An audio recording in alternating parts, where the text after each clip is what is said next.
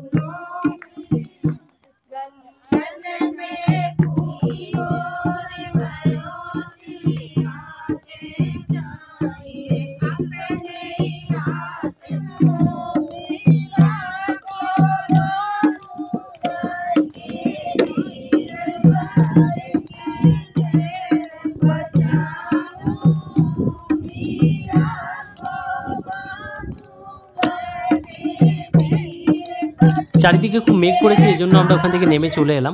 অনেক ধন্যবাদ আপনাদের ভিডিওটা দেখার জন্য। যদি এই ভিডিওটা আপনাদের ভালো লেগে থাকে তাহলে লাইক, শেয়ার, কমেন্ট করবেন এবং এই চ্যানেলটাকে সাবস্ক্রাইব করতে একদম ভুলবেন না। রাধে রাধে, জয় শ্রীকৃষ্ণ।